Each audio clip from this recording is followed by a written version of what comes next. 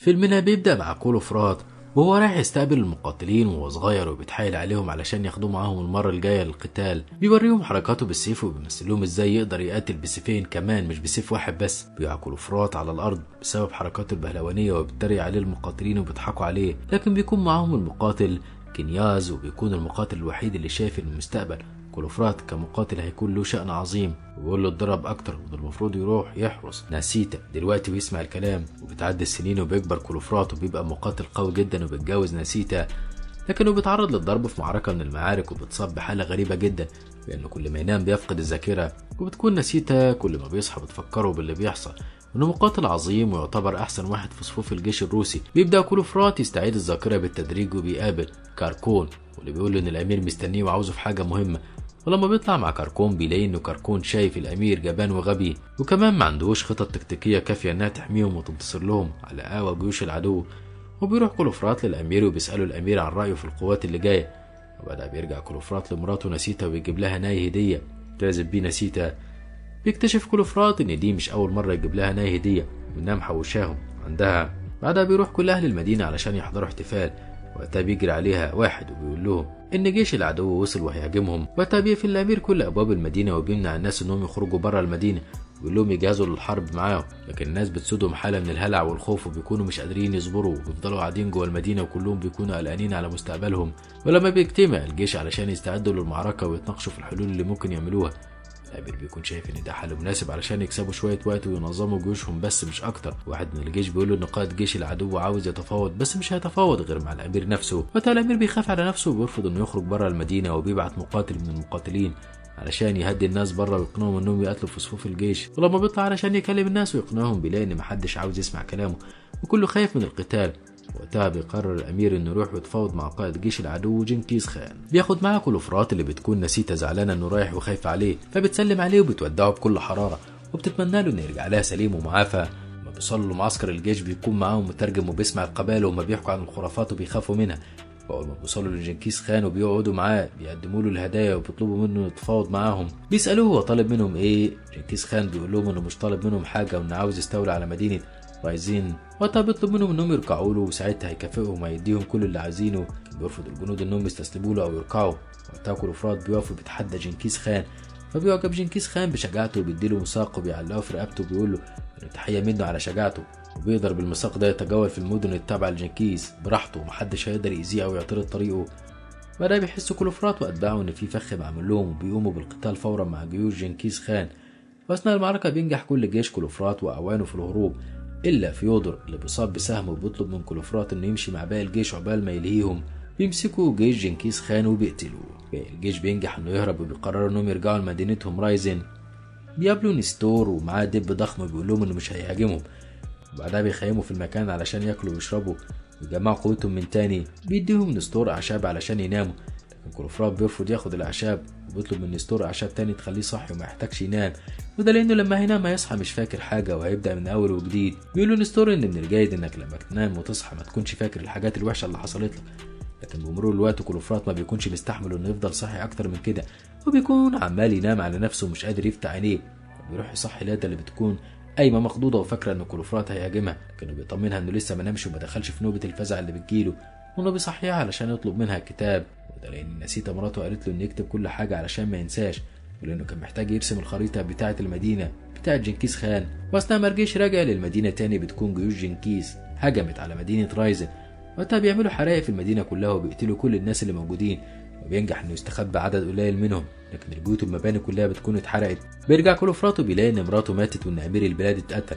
ساعتها بيشد جرس المدينه هو وباقي الجنود وبيقرعوا الجرس علشان المستخبيين يطلعوا، لكن لما بيقرع الجرس بتعرف جيوش العدو ان الجنود رجعوا للمدينه وبتهجم على المدينه من جديد. بيقعد كولوفرات في منتصف المدينه وبيجي الجنود وبيلفوا حبل حوالين رقبته علشان يعدموه، لكن بيفاجئهم كولوفرات بانه بيقوم فجاه وبيقتلهم كلهم بشجاعه، والسيف اللي معاه مش بيقع على الارض، وبيطلع سيفين كمان وبيقتل في كل اللي بيجي قصاده لحد ما بينجح الجيش انه ينتصر على جيوش العدو مع ان عددهم اقل بكتير. وقتها بيكون الناس كلها فاقده الامل وبيقرروا انهم هيهاجروا المدينه تانية، وكولوفرات بيقول لهم يخبوا الاطفال في الكهوف.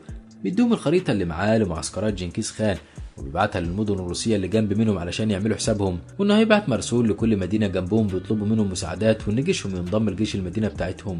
بيقرروا انهم خلال الفترة اللي جاية هيضعفوا قوات العدو على قد ما يقدروا، ويقوموا بابتكار خدع علشان يضعفوا الجيوش، وانهم يحطوا لهم سم في الاكل والشرب. ولما بتبدأ جيوش العدو تاكل وتشرب بيتسمموا كلهم وما بيقدروش يشتغلوا. ساعتها المساعد بتاع جنكيز خان واللي قتل نسيتا بيكون غضبان جدا وهيتجنن، وبعدها بيبعت كلوفرات رسالة لجنكيز علشان يقابله ويتفاوض معاه، لكن جنكيز بيغدر بيه وبيبعت له جنود يقتلوه. بيكون كلوفرات وباقي الجنود عاملين حسابهم وحاطين خطة علشان يهجموا على الجنود دي ويقتلوهم كلهم، وبيرجعوا بيعسكروا في مكان علشان يستجمعوا قوتهم وياكلوا. لكن كلوفرات بيكون بقاله 3 ايام ما نامش، فبيغمى عليه وبيوقع، وبتتخض لادا وبتخاف عليه وبتقول لهم يلحقوه في اسرع وقت، وكركم بيقول لها تهدى وما تعملش صوت لان بقاله 3 ايام ما نامش فاغمى عليه. وبعد شويه وقت بتكون الحرب قربت من جديد وكلوفرات لازم يصحى. وقتها بيكون على لادا انها تصحيه زي ما نسيتا كانت بتعمل. لما بتروح لادا وبتعمل زي ما نسيتا كانت بتعمل بالظبط، بيكون كلوفرات مخضوض ان نسيتا مش هي اللي بتصحيه، فبيدخل في نوبه ظهر جديده وبيمسكها من رقبتها وبيكون عاوز يخنقها، لكن بيتدخل باقي الافراد اللي معاهم. للاسف كلوفرات ما بيكونش في وعيه تماما وبيضرب اي حد بيجي قدامه، لحد ما بينجح كركون انه يفوقه ويخليه يستعيد الذاكره. وقتها بيعتذر لكل زمايله على اللي عملوا معاهم، وبيروح للادا اللي بيلاقيها عماله تعيط علشان حاسه انها ما عرفتش تصحيه بالطريقه اللي هم قالوا لها عليها، لكن كلوفرات بيقول لها انها صحته كويس وان الموضوع ملوش علاقه بيها. في الوقت ده بيكون الرسل اللي مبعوثين للمدن المجاوره وصلوا، ترفض كل المدن انها تساعدهم لما بيعرفوا ان عدد الجيش بتاعهم 20 جندي بس، وبيقولوا للرسل ان الحرب قصاد جنكيز خان تعتبر انتحار. بيرجع الرسل خاليين الوفاق كالعادة، وبيكون مش قدام ال20 مقاتل غير انهم يكملوا معاركهم مع جنكيز خان. بيستغلوا فكرة ان الجنود بتوع جنكيز خان بيأمنوا بخرافات وبيتنكروا في صورة وحوش الغابة، وبيبدأوا يقتلوا الجنود واحد ورا التاني، وبعد ما بيستخدموا المجانيق وبيحرقوا المعسكرات بتاعتهم بيقعدوا بعد كده يتريقوا عليهم ويسخروا منهم بسبب خوفهم الشديد من اشباح الغابة. تاني يوم بتفتكر لادا ان كلوفرات نام، فبتروح جنبه وبتحضنه، ولما بتحضنه بيصحى من النوم مخضوض، فبتقوم لادا بتفكره باللي حصل له لانها بتكون فاكره انه فقد الذاكره تاني. بتضحك عليه وبتقول انها مراته، وده علشان ما يتضايقش ان نسيتا مش موجوده. وقتها بيقول لها كلوفرات انه فاكر ومش ناسي مراته، وبيشكر لادا على خوفها عليه وانها واخده بالها منه ومهتمه بامره. بيقول لهم كلوفرات يمشي رجله شويه، فبيسمع صوت احصنه وجنود جايين عليه، بتفاجئ انه متحوط فجاه باكتر من 50 جندي حواليه. ولما بتشوف لادا المنظر ده بتجري بسرعه وبتطلب الاستغاثه من باقي الجيش. بينجح كلوفرات انه يتصدى لهجماتهم في البدايه وبيضربهم كلهم وبيقتلهم بلا رحمه. بيكون مساعد جنكيز خان واقف وبيفتكروا شبح تانجري العظيم بيحاول انه ينال من كلوفرات وبيحدف عليه سلاح، لكن بيقدر كلوفرات انه يصده ويكمل قتل في الجنود قبل ما يجي نستور ومعاه الدب بتاعه يخلي الدب يلتهم كل الجنود بتوع جيش العدو. وبينجح انه ينقذ كلوفرات من الفخ اللي وقع فيه بعد ما كان قرب جدا من الموت. بعدها بيتجنن جنكيز خان من الخسائر اللي عماله تصيبه، بيكون مستغرب ازاي 20 جندي بس يعملوا كل ده، فبيتنكر وبيتمشى وسط الجيش وبيلاقي ان كلهم بيرددوا شائعات حوالين الاشباح وسيطرتها على الجيش. فبيروح للمساعد بتاعه اللي بيقسم له انه شاف الاشباح بنفسه، فبيقول لجنكيز خان ان الشبح الوحيد اللي اصابهم هو شبح الخوف، ده اللي مخليهم مش قادرين ينتصروا في ولا معركه، وان طول ما الخوف مسيطر عليه وعلى الجنود عمرهم ما يقدروا يعملوا اي حاجه. هو بيأمروا انه يجمع كل الجيش علشان يجهزوا لمواجهه الروس، وان المره دي مش هيبعت فرق او كتايب وانما هيواجههم بكامل جيشه. وقتها بيعرف كركون ان الجيش كله جاي، فبيتفق مع العواجيز انهم يروحوا مدينه تانية وبيحط خطه للاطفال. بيأمر كركون انه يعتني بالاطفال كويس وانه ياخد لادا معاه، وانهم يعبروا من خلال النهر المكان امن، وهناك هيكونوا في مدينه جديده يعتمدوا فيها على نفسهم لحد ما الاطفال تكبر ويقدروا يعدوا جيل جديد من المقاتلين، ويقدر المقاتلين دول انهم ينتقموا للروس ويستعيدوا بلادهم. بعد كده بيوصل جيش جنكيز خان وبيطلبوا من الروس انهم يستسلموا، لكنهم بيرفضوا الاستسلام، وبيقوموا من عددهم كبير على الرغم من كونهم 20 واحد بس. وبيكون الجيش موجود على قمه جبل مرتفع، وده بيصعب على جيوش العدو انهم يطلعوا، وبيحدف الروس عليهم شجره كبيره بتخلي عدد كبير منهم يموت. وقتها بيتغاظ جنكيز خان وبيطلع المساعد بتاعه بنفسه علشان يخلص المعركه، وبينجح انه يقتل اكتر من واحد من الروس، لكنه ما بيقدرش على كلوفرات اللي قدر بكل سهوله من ضربه واحده يقلع له الخوذه بتاعته وبيضربه وبيوقعه على الارض. وبعدها بيطمن انه كركون قدر يعمل مهمته بنجاح، يعدي الاطفال للناحيه التانيه من النهر. في الوقت ده بيكون جنكيز خان قرر انه يحدف عليهم حجاره تحرقهم وتقتلهم. وبينتهي الفيلم بان كلوفرات بينزل لجنكيز خان وبيقول له انهم لسه مستسلموش وان في جيل هيجي بعدهم يقدر يتصدى ليهم ويهزمهم. وقتها بيعجب جنكيز خان بشجاعه كلوفرات اللي قدر يشكل صوره مرعبه في ذهن جيش جنكيز، وبيأمر الجنود انهم يدفنوه دفنه رسميه ويتعاملوا معاه بكل شرف تكريما لشجاعته وقوته. وبنشوف كركون وهو بيربي الاطفال الصغيره وبيكبرهم على القوه، وبيعد جيش جديد جاهز للقتال.